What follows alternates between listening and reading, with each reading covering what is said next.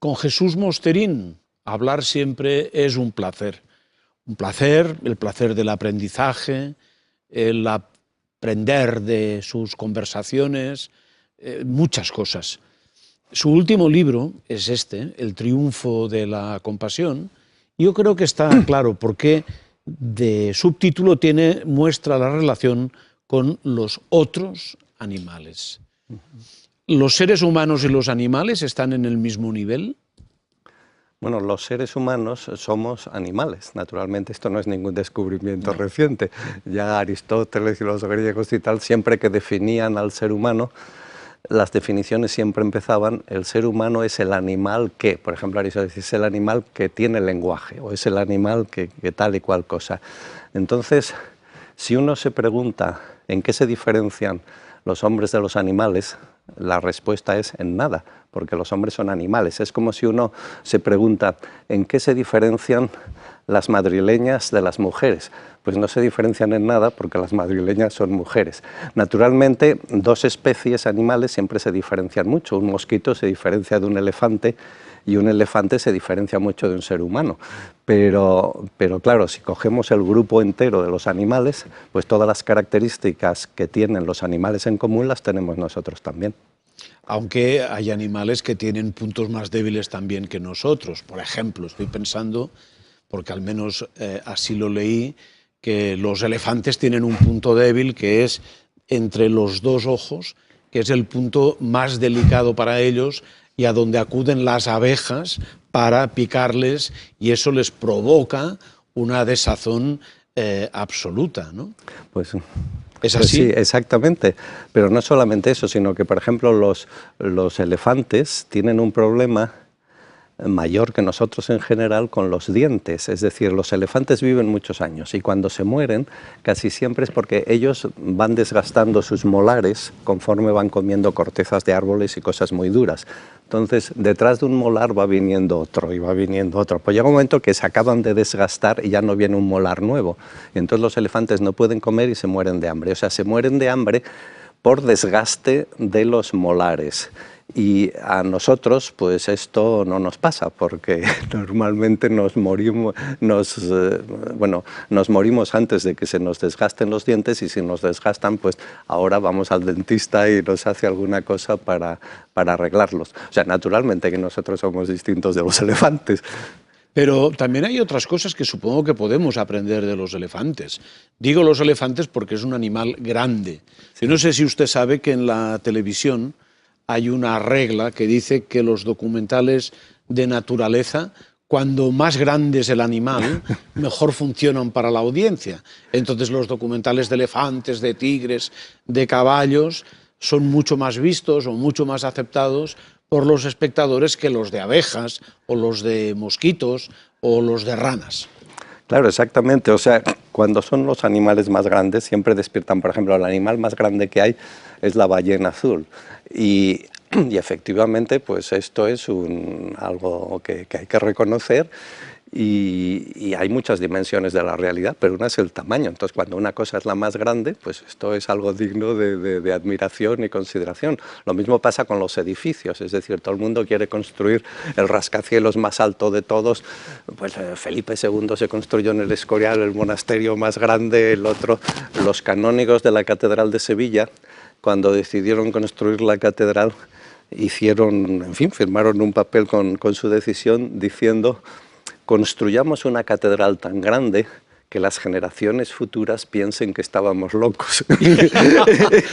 No sabía yo eso. Y claro, y otra gran iglesia muy grande pues es San Pedro del Vaticano, que es Michelangelo, y también la Catedral de Milán, por ejemplo. Entonces, las cosas, los turistas admiran las pirámides de Egipto, que no tienen nada, no hay nada, más que son muy grandes, digamos. Entonces, o la Sagrada Familia de Barcelona. La Sagrada Familia, las cosas muy grandes, y efectivamente los animales muy grandes pues son admirables por su tamaño, pero hay otros, como por ejemplo aquí en la portada de este libro, El triunfo de la compasión, se ve la cara espabilada y los ojos inteligentes de un orangután joven. Entonces el orangután, que es un homínido, todos los primates pues somos bastante, dentro de lo que cabe, bastante inteligentes y bastante espabilados, y claro, no solamente el tamaño es admirable, también la inteligencia es admirable y la capacidad de producir cultura y hacer inventos es admirable, y en según qué cosas, pues unos animales somos más admirables que otros. O sea, las abejas, por ejemplo, pueden hacer miel que nosotros no podemos hacer, pero nosotros podemos hablar, cosa que las abejas no pueden hacer.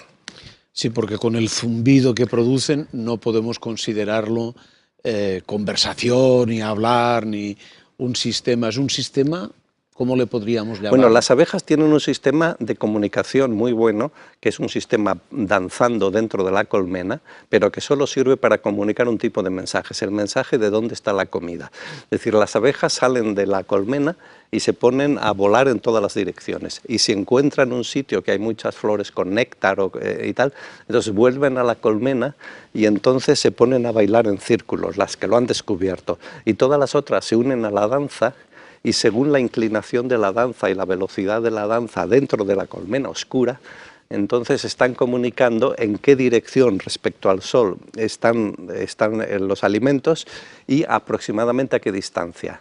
Es decir, cuanto más deprisa circulan, más cerca está la fuente, y cuanto más despacio, más lejos. De tal manera que cuando se acaba la danza, todas las abejas que han tomado parte en la danza salen disparadas en la dirección correcta y encuentran las flores esas. O sea, es un sistema muy bueno de comunicación, pero que solo sirve para comunicar eso. No sirve, desde luego, para discutir no sé de qué, de filosofía. Sí. De todos modos, ha hablado usted de dos animales Sí. que nos vienen muy a cuento de nuestra conversación de esta noche, que son los elefantes y también las abejas. El elefante es grande y más fuerte que la abeja. Sin embargo, la abeja es pequeña, pero en según qué determinadas condiciones es más fuerte que el elefante. Es decir, si las abejas pican a los elefantes entre los ojos, les dejan aturdidos y se caen y les cuesta mucho levantarse y a veces no pueden levantarse. Con lo cual, aquí habría que discutir quién es el fuerte y quién es el débil. Claro, el hecho de que hay animales que son muy pequeños y que son, sin embargo, muy peligrosos para sus enemigos, por ejemplo, porque tienen veneno. Las mismas abejas y las mismas avispas, etcétera, pues claro, existe el peligro de que te inyectan un veneno que se tienen que suicidar para inyectártelo, pero lo inyectan para defender la colmena, porque cuando te pinchan con la trompa esa y te inyectan ese veneno, ya la trompa se queda metida en tu cuerpo y ellas se mueren. Es una especie como los kamikazes aquellos japoneses que en la Segunda Guerra Mundial pues, se suicidaban para atacar a un barco enemigo, por ejemplo, pues estos lo hacen lo mismo. Pero vamos, normalmente la agresividad, pues el fenómeno de la agresividad que se da en todo el mundo animal y también en la especie humana, naturalmente. Iba a decir yo, nos estamos dejando, somos más sofisticados a la hora de atacar y de matar, ¿no? Bueno, no sé si muy sofisticados, porque, por ejemplo, bueno, es cierto que hemos desarrollado armas, qué sé yo, atómicas y no sé, pero por ejemplo las últimas grandes matanzas, cuando en Ruanda se pusieron los Hutus a matar tutsis, en un plazo de 3 o 4 días mataron algo así como a 3 o 4 millones de tutsis, y no los mataron con armas sofisticadas, los mataron con piedras, con palos y con cuchillos normales, como los de cocina. Pero previamente lo convocaron por la radio. Lo convocaron por la radio. Con lo cual no deja de ser una cuestión sofisticada, por decirlo de algún modo. Ya ves en qué sitio tan peligroso estamos. No vamos a convocar aquí ninguna matanza. Jesús, hay una cosa que a mí me llama la atención. Todo su trabajo, que es amplio, tiene más de 30 libros publicados, está a medio camino entre la filosofía y la ciencia. Posiblemente su ejercicio es un ejercicio muy complementario de las dos materias, así como hay filósofos en estado puro que podíamos ir desde Aristóteles a Zizek, por poner un ejemplo de los últimos filósofos, el suyo está complementado perfectamente. A donde no llega la filosofía, llega la ciencia. ¿O son dos aspectos de la misma cuestión? Sí, entre la filosofía y la ciencia forman un continuo, son como dos extremos de un continuo. O sea, básicamente en griego, por ejemplo, filosofía se dice filosofía y ciencia se dice episteme. Y las palabras filosofía y episteme en griego clásico pues son sinónimos. O sea, lo mismo que si un escritor escribe en castellano y ha repetido varias veces burro, para no repetirse dice asno, pues si dicen varias veces filosofía dicen episteme. Pero la gran filosofía, la filosofía clásica, nunca se ha separado ni se ha diferenciado de la ciencia. Por ejemplo, Aristóteles, que acabas de mencionar, que probablemente sea el más grande filósofo, o de todos los tiempos, o hasta el siglo XVIII, pues Aristóteles escribió más páginas solo sobre animales, o sea, sobre zoología, que sobre ética, estética, metafísica y lógica juntas. O sea, si Aristóteles ahora resucitase y fuese, por ejemplo, a una universidad a pedir trabajo, el rector pues no sabría en qué facultad meterle, porque podría meterle en cualquier facultad, pero que se acabase poniéndole en la de biología porque realmente es a lo que más tiempo y esfuerzo dedicó. ¿O en veterinaria? O en veterinaria. Incluso cuando su discípulo Alejandro Magno partió a conquistar el mundo, le dijo a su amado maestro que le pidiese lo que quisiera, ahora que se dijo. Y Aristóteles dijo: solo te pido que cuando en vuestras conquistas encontréis ejemplares raros de plantas o animales o cosas de estas, que me los enviéis aquí para que yo los examine. Bueno, en la filosofía clásica, claro, ten en cuenta que Descartes, por ejemplo, pues fue el principal inventor de la geometría analítica y Leibniz pues del cálculo infinitesimal. Incluso el mismo Kant hizo hipótesis acerca de la formación del sistema solar según las leyes de Newton. O sea, la filosofía estuvo siempre muy unida. Y las obras que fundan las ciencias actuales normalmente llevan el título de filosofía en su título. Por ejemplo, Newton funda la física en una obra que se llama Filosofía Naturalis Principia Mathematica, Principios Matemáticos de la Filosofía Natural. Y la química se funda en una de Dalton que se llama Chemical Philosophy. Y la primera teoría de la evolución la hace Lamarck en una obra que se llama Philosophie Zoologique, y en fin, etcétera. Y ahora mismo, si por ejemplo tú haces una tesis doctoral en Estados Unidos sobre física, por decir algo, o sobre biología, el título que te dan es el de Doctor in Philosophy. O sea, no si estudias medicina o derecho, te dan un título aparte, pero si estudias una cosa científica. Entonces, bueno, yo pienso que la gran filosofía, la filosofía que es profunda, que es interesante y que tiene sex appeal intelectual para todo, en fin, para todo el mundo despierto, es la filosofía que realmente se interesa por la realidad, está en contacto con la realidad y no desprecia ninguna de las fuentes de conocimiento de la realidad que tenemos, la principal de las cuales es la ciencia. O sea, una filosofía que está como aislada en sí misma, se limita a citar, a hacer citas de unos artículos de otros filósofos y a hacer juegos de palabras y juegos malabares con las palabras.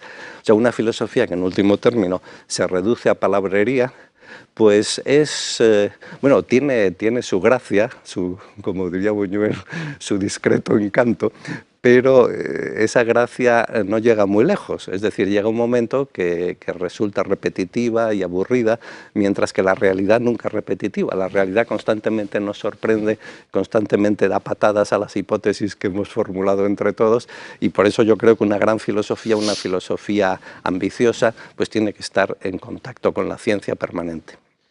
Sin embargo, aquí hay cosas que no coinciden con los signos de nuestros tiempos. Pondré un ejemplo, ya que hablamos de más fuerte y el más débil. Parece que la economía hoy sea la ciencia, aunque luego escuchando a los economistas piensas que ciencia exacta no lo es mucho, pero puede esa ciencia, sobre todo si vemos los últimos planes de estudio, cómo van arrinconando el pensamiento o cómo van arrinconando a la filosofía, el fuerte y el débil. Bueno, los planes de estudios no tienen mucho que ver con el pensamiento vivo. O sea, por ejemplo, de hecho, en los países del mundo donde mejor está la filosofía, pues ni siquiera hay filosofía en el bachillerato. O sea, en Estados Unidos, en Alemania, en Inglaterra no existe la filosofía en bachillerato. Mientras que, por ejemplo, pues no sé, en Colombia, en Perú, en Ecuador, pues sí que hay filosofía en el bachillerato. Y bueno, a mí me gusta, claro, la filosofía, por eso me dedico a ella, pero yo no pienso que la calidad de la filosofía dependa de los planes de estudios. Lo mismo que los descubrimientos que se hagan en la astronomía, que son apasionantes, pues no dependen de que haya astronomía o no en el bachillerato, o que se haga un plan de estudios de estos. Las cosas, por así decir, hay que tratarlas directamente. Si lo que queremos es pues descubrir algo, conocer algo, pues tenemos que poner los medios en obra. O sea, hace poco, uno de los momentos, o sea, en nuestras vidas recientes hemos vivido momentos estelares del desarrollo de la ciencia, por ejemplo, la secuenciación del genoma humano. O sea, ya el dios Apolo, hace más de 2000 años, nos recomendaba en el oráculo de Delfos, nos recomendaba conócete a ti mismo, gnosis autón. Y entonces, bueno, hemos tardado 2500 años, pero finalmente hemos empezado a mirarnos al espejo, hemos empezado a mirarnos, a hacer una especie de striptease tan integral que incluso nos miramos dentro del propio cuerpo y de la propia piel y todo, y vamos a los genes, que son en definitiva pues lo más profundo que tenemos dentro de nosotros mismos, y eso ha sido un momento estelar. O, por ejemplo, hace un año y pico pues hemos hecho el experimento más caro de la historia, que nos ha costado pues más de 10.000 millones de euros, que ha sido el que nos ha conducido a descubrir el bosón de Higgs. Yo creo que ha valido mucho la pena porque ha sido una cosa extraordinaria. O sea, ten en cuenta que en el mundo académico y universitario muchas veces pues hay una especie de... pues se hace muy poca cosa, mientras que a veces hay grandes descubrimientos de estos, o hemos recientemente descubierto que la expansión del universo se está frenando. O sea está lleno, realmente nuestra época está llena de grandes descubrimientos y es muy bonito vivir en una época así, y además hay que aprovecharlo y hay que sacarle jugo y hay que gozar y hay que alegrarse de ello. Y desde el punto de vista de la filosofía, claro, la filosofía pues depende para sus reflexiones de tener información sobre la realidad.